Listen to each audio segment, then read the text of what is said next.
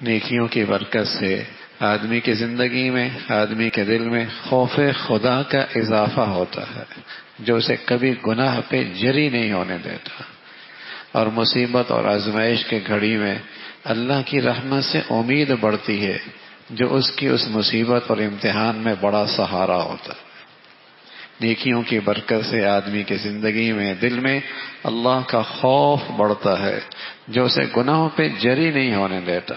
اور مصیبت اور آزمائش کے گھڑی میں اللہ کی رحمت سے امید بڑھ جاتی ہے، جو اس کے لیے بڑی طاقت ہوتی ہے، بڑی سہارا ہوتی ہے۔ گناہوں کی زندگی کی نحوست ہے کہ دل سے اللہ کا خوف نکل جاتا ہے، بڑے سے بڑے گناہ پر جری ہو جاتا ہے، بڑے سے بڑے گناہ کر بیٹھتا ہے، اور اسے کوئی فکر بھی نہیں ہوتی، اور آزمائش میں اور امتحان میں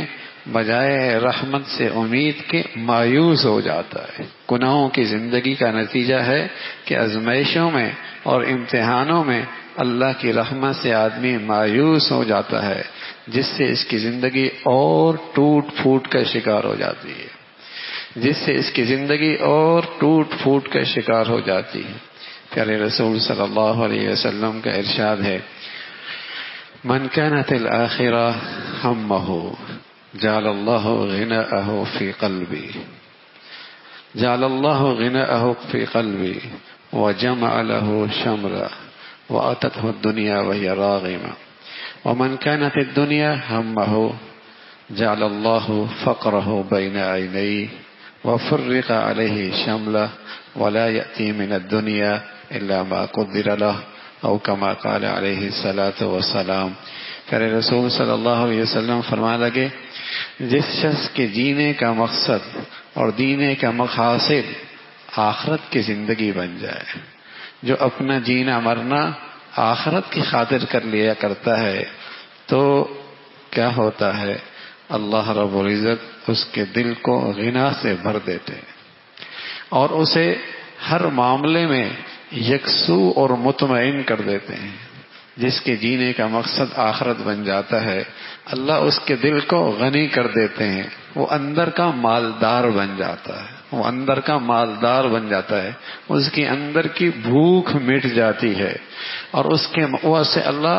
ہر معاملے میں یکسو اور مطمئن کر دیتے ہیں، اور جو اس کی دنیا ہے وہ تو اس کے قدموں میں آ کے رہتی ہے، جو اس کے حصے کی دنیا ہے وہ تو اس کے قدموں میں آ کے رہتی ہے، اور جس کا مقصد دنیا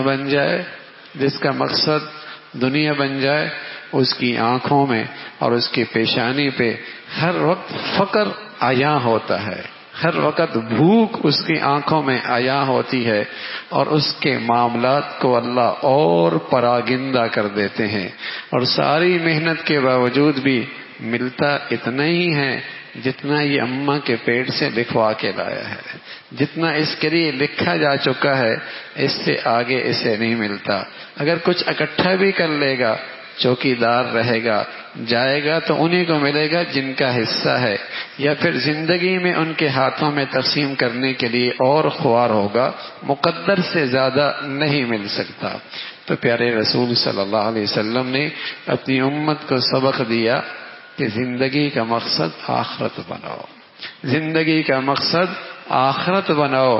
آخرت بن جائے، کل سنور جائے، مقدر کی تو ملنی ہی ہے، عزت سے ملے گی، آسانی سے ملے گی، اور ساتھ اللہ رب العزت ہر لمحے یکسوئی نصیب فرما دیں گے، اطمینان نصیب فرما دیں گے۔